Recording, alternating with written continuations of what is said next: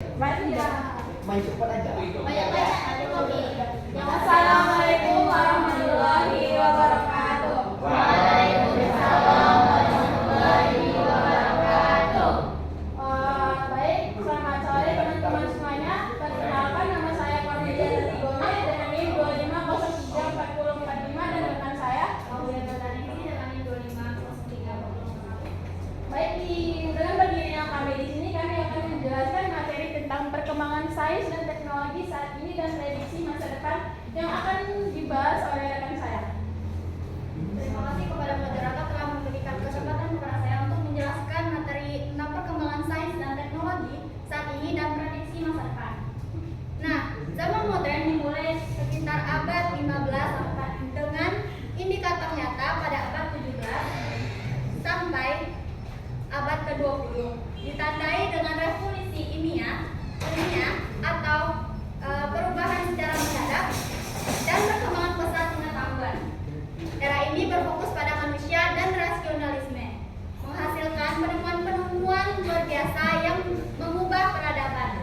Nah, revolusi ilmiah itu terjadi karena beberapa faktor, yaitu hubungan antar kerajaan Islam di Semenanjung Liberal dengan Prancis, kemudian terjadinya perang salib pada tahun 1100 sampai 1300 Masehi, sehingga membuka jalur pertukaran ilmu. Kemudian itu jatuhnya Konstantinopel pada tahun 1453 Masehi ke tangan Turki, sehingga ilmuwan Yunani itu pindah ke Eropa bagian barat. Kemudian tokoh-tokoh penting dan pendapatnya tentang pembaharuan sains modern.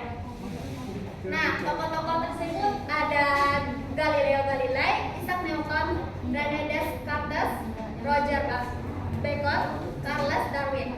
Nah, menurut Galileo Galilei menerapkan metode eksperimental dan matematika untuk mempelajari alam.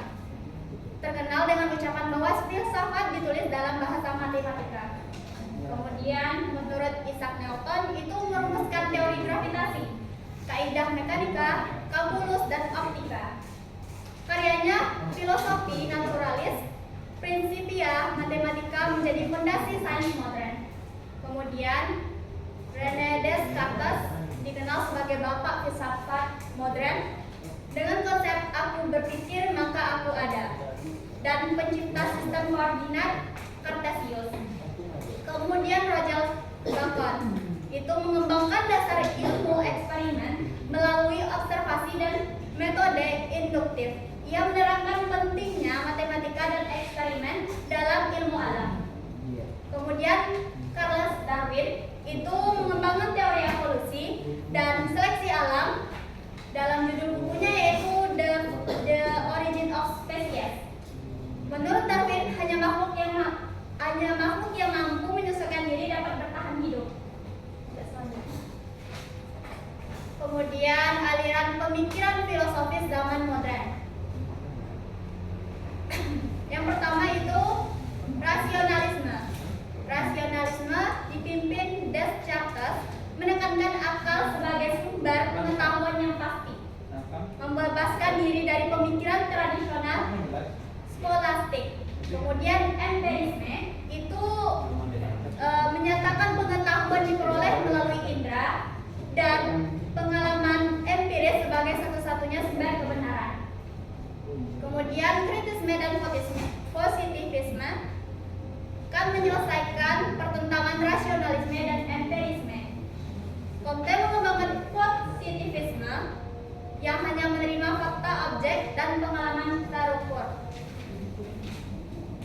Kemudian idealisme dan pragmatisme. Idealisme menekankan realitas spiritual. Kemudian pragmatisme mengajarkan kebenaran diukur dari manfaat praktisnya bagi kehidupannya. Kemudian perkembangan teknologi informasi dan komunikasi. Dimulai dari inovasi awal pada tahun 1455, itu mesin cetak Gutenberg dengan plat huruf besi. Kemudian tahun 1830 itu program komputer pertama oleh Augusta Brion. Kemudian 1837 itu telegraf dan kode Morse untuk komunikasi jarak jauh. Dan tahun 1877 telepon Alexander Graham Bell. Kemudian pada era modern, pada tahun 1883 itu televisi Paul Hipno. Kemudian 1889 itu kartu korporasi Herman Hollerith untuk perhitungan. Kemudian tahun 1939 itu komputer elektrik digital pertama Atanasoff Berry. Kemudian tahun 1973 sampai 1990 itu internet dan TCP atau IP protokol.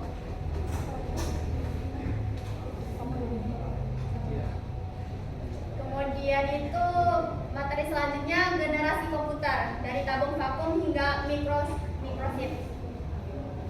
Generasi pertama itu tahun 1939 sampai 1950 menggunakan tabung vakum. Komputer besar seperti ENIAC membantu perhitungan kompleks dengan cepat dan akurat. Kemudian generasi kedua itu tahun 1956 sampai 1960 nitro transistor menggantikan tabung vakum. Komputer lebih kecil, cepat, andal, dan hemat energi. IBM 1401 diterima luas di industri. Kemudian generasi ketiga pada tahun 1960 sampai 1970 IC atau integrated circuit memadatkan komponen dalam SIP. Sistem operasi memungkinkan menjalankan berbagai program serentak. Kemudian generasi keempat pada tahun 1980 sampai sekarang itu LSI dan VLSI menghasilkan sirkuit grafis.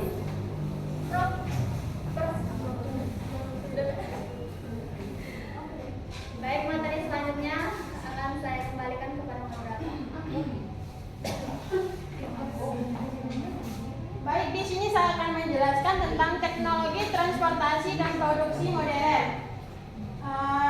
Ronaldo.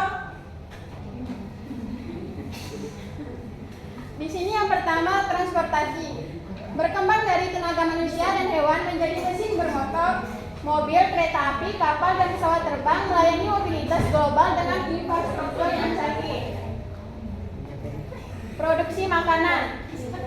Traktor menggantikan cangkul manual, mesin permanen, dan pengolahan beras meningkatkan efisiensi. Obat-obatan diproduksi dengan mesin modern dan higienis. Produksi pakaian dan bangunan. Pabrik tekstil modern menghasilkan kain berkualitas tinggi dalam jumlah besar. Gergaji mesin dan serutan mesin mempercepat produksi material bangunan. Di sini dampak positif sains dan teknologi pada masyarakat. Yang pertama, informasi dan komunikasi. Internet memberikan akses informasi akurat real time. Handphone memudahkan komunikasi jarak jauh dengan keluarga dan teman. Yang kedua, kesehatan dan sains. Teknologi nuklir menghasilkan sinyal ronsen, mikroskop, dan teleskop membantu penelitian. Robot mendukung operasi medis dan penelitian ilmiah. Yang ketiga, ekonomi dan industri, yang dimana pertumbuhan ekonomi meningkat, industrialisasi menciptakan lapangan kerja, produktivitas industri melonjak signifikan. Terus pendidikan, media elektronik menjadi sumber pembelajaran, metode pembelajaran baru memudahkan mahasiswa, telekonferensi memungkinkan pembelajaran tanpa tatap muka. Dampak negatif dan tantangan teknologi modern. Yang pertama, masalah sosial. Pola hidup konsumtif meningkat, sikap individualistik berkembang, gaya hidup kebarat-baratan menggeser budaya lokal, kesenjangan sosial melebar, dan kriminalitas meningkat di kota besar. Resiko teknologi. Yang pertama, jaringan teroris memanfaatkan komunikasi digital. Yang kedua, virus komputer merusak sistem. Yang ketiga, pengangguran akibat otomasi industri. Yang keempat, kemerosotan moral di kalangan remaja. Dan yang terakhir, ketergantungan berlebihan pada gadget. Pengaruh sains dan teknologi terhadap peradaban manusia. Perkembangan spektakuler sains dan teknologi dalam dasawarsa terakhir telah mengubah peradaban manusia secara fundamental. Kemajuan di bidang informasi dan transportasi memungkinkan arus informasi serba cepat tanpa batas jarak, waktu, negara, atau ideologi. Manusia menggunakan teknologi karena memiliki akal untuk menyelesaikan masalah hidup lebih baik. Namun, manusia modern kini seolah-olah dijajah oleh teknologi, mengubah paradigma dari manusia perlu teknologi menjadi manusia yang butuh teknologi. Fenomena teknologi sebagai gaya hidup mencerminkan bahwa penggunaan teknologi tergantung kebutuhan pengguna, namun banyak yang mengikuti tren semata karena gengsi.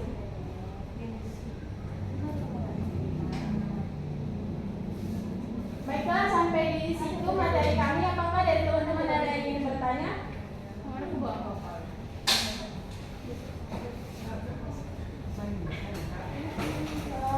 Di sini saya membuka 6 pertanyaan.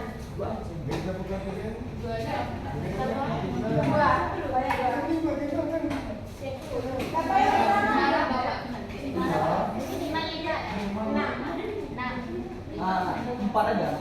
Masya Allah, Empat sehat, 5 sempurna. Aduh, Boleh dong, punya. Siapa yang pertama? Tidak ada yang bertanya, Kak?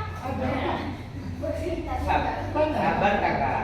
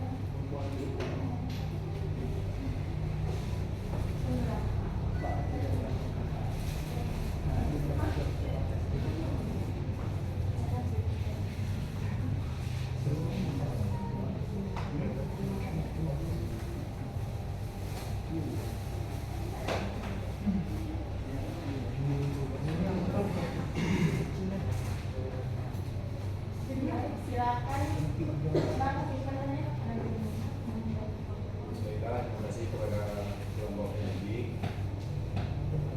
Di sini saya hanya ingin menanyakan pendapat kelompok pendidik berhubung ini membahas perkembangan sains dan teknologi. Yang pertama itu seperti kita sama-sama kita tahu kan pada zaman ini anak muda itu banyak termakan standarisasi sosial media, contohnya seperti TikTok dan lainnya. Itu bagaimana pendapat kelompoknya terkait hal itu saat ini. Yang kedua terkait scrolling sosial media. Mengapa scrolling sosial media itu lagi berjam-jam nggak terasa, sedangkan mengikuti Zoom meeting untuk kegiatan perkuliahan atau semacamnya itu 10 menit aja sudah terasa lama gitu. Itu apakah ada penjelasannya?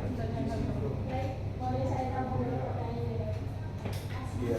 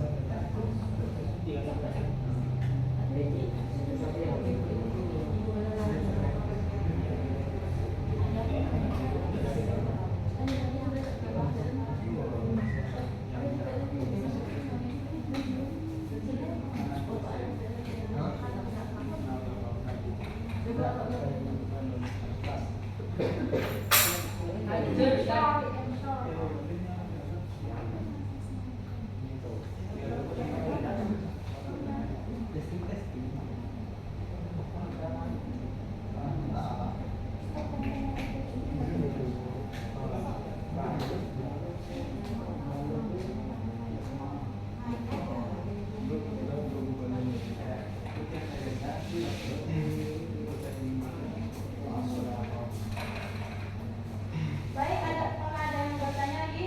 Silakan Indi. Ada berapa? Baiklah, saya akan bertanya kepada kelompok yang oke di depan, menjelaskan bagaimana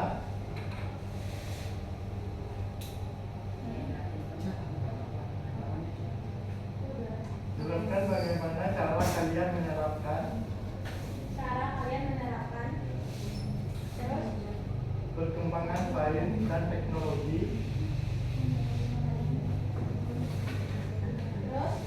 di kehidupan sehari-hari dan di lingkungan masyarakat.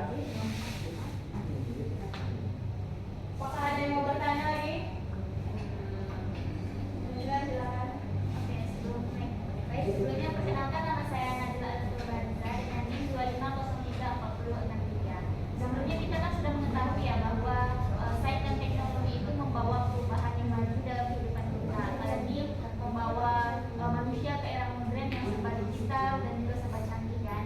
Kemudian kemajuan teknologi ini juga memudahkan kita dalam kehidupan sehari-hari, membawa perubahan yang besar. Pertanyaan saya, tapi apakah masih manusia yang mengendalikan teknologi atau teknologi yang masih mengendalikan manusia? Bagaimana sudut pandang kelompok penyaji? Terima kasih. Baik. Baik, perkenalkan nama saya Sakira Ananta. Saya ingin bertanya ke kelompok ya, dengan potensi kemajuan Apa pesan Safira? dengan potensi kemajuan sains dan teknologi yang tak terbatas,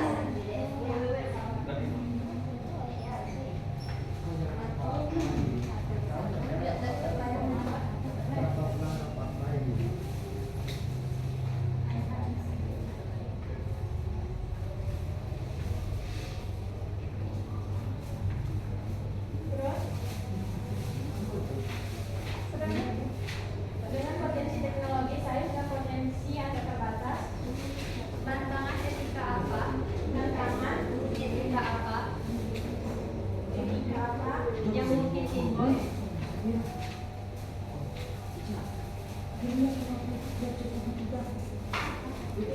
Di masa depan. Bagaimana kita dapat memastikan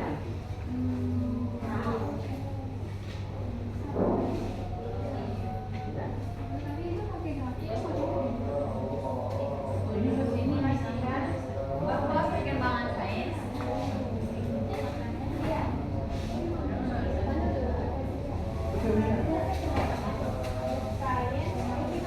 dan teknologi tetap sejalan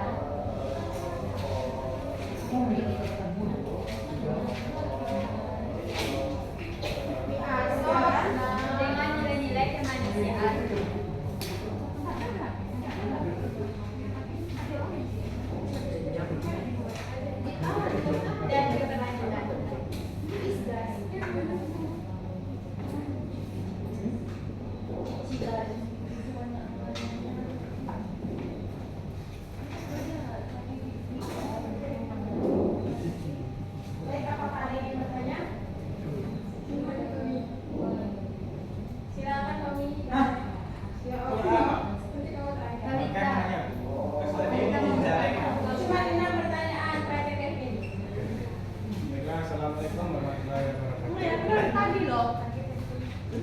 Perkenalkan, nama saya Tommy Polana Fitri Aldo, 2501 ingin bertanya, menurut pendapat Anda, bagaimana cara menanggapi seseorang yang menyalahgunakan teknologi, contohnya seperti AI, di mana penggunaan AI tersebut dalam kondisi tidak sesuai, misalnya pada saat ujian atau sebagainya.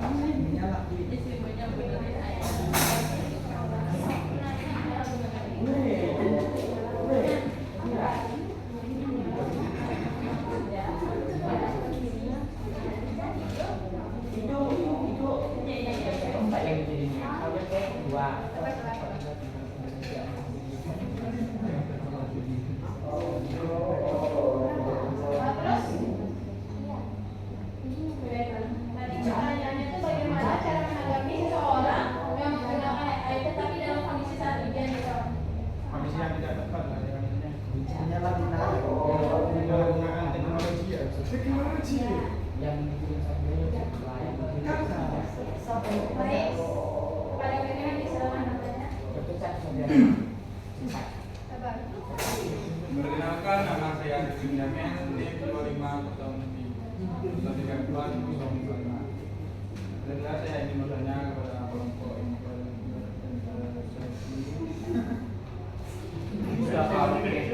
kan ada aliran pemikir filsafat modern, kan ada 9 contohnya saya misalnya menganut aliran positivisme, punya fakta yang dapat diamati valid. Dan ekonomi misalnya rasionalisme, pengetahuan berasal dari akal, kan itu alirannya berbeda. Maka mereka kan alirannya berbeda, kan bentuk alirannya itu. Apakah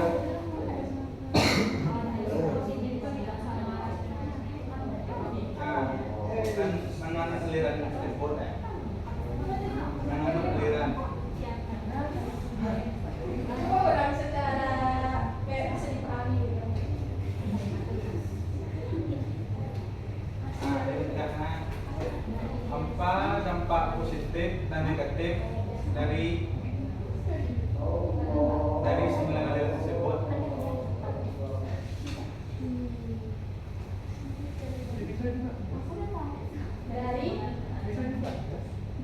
Dari 9 aliran.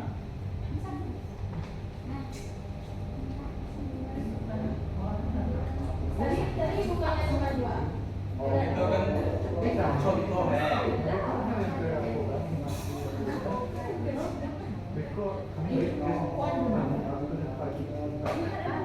Tadi pertanyaan apa dampak positif dan negatif dari 9 aliran tersebut. Itu kepada teman-teman diharap untuk tetap kondusif, rajin.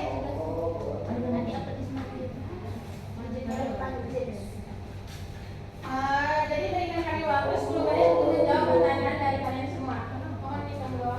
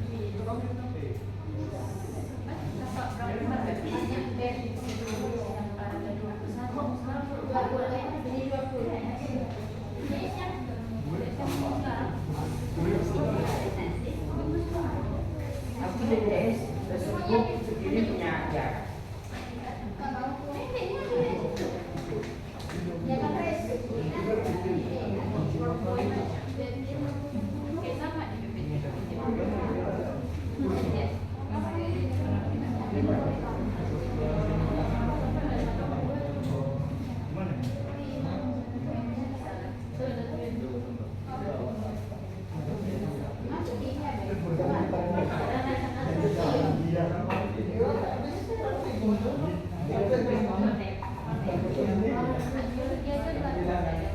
tanya telepon itu.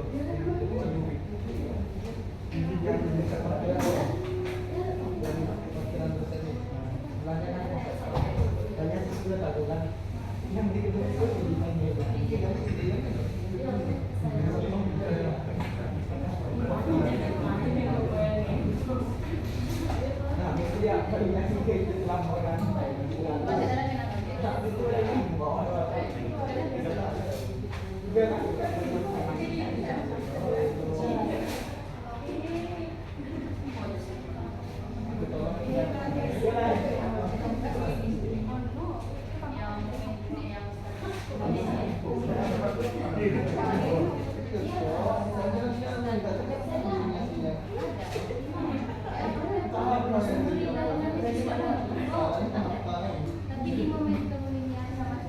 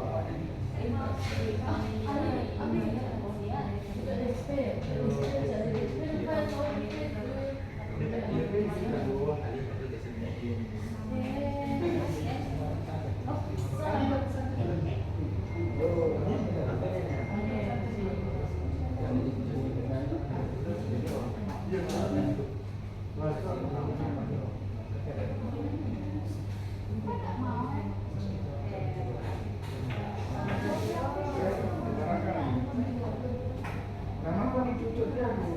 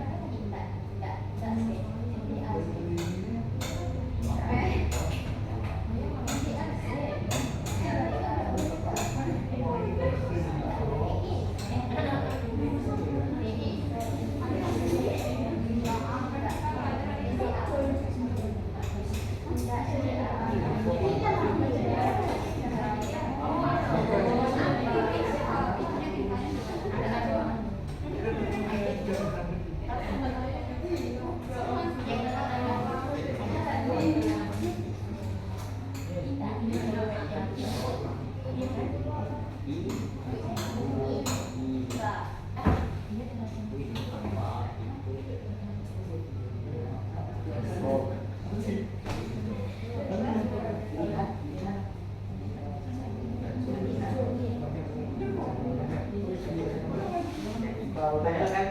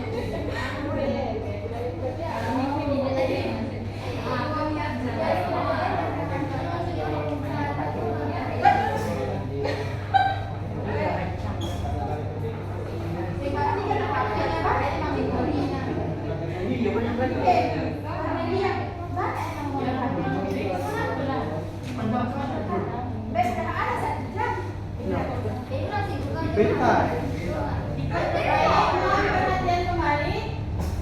Di sini saya akan menjawab pertanyaan dari Safira. Pertanyaannya itu, dengan potensi teknologi sains dan potensi yang tak terbatas tantangan, etika apa yang mungkin terjadi di masa depan?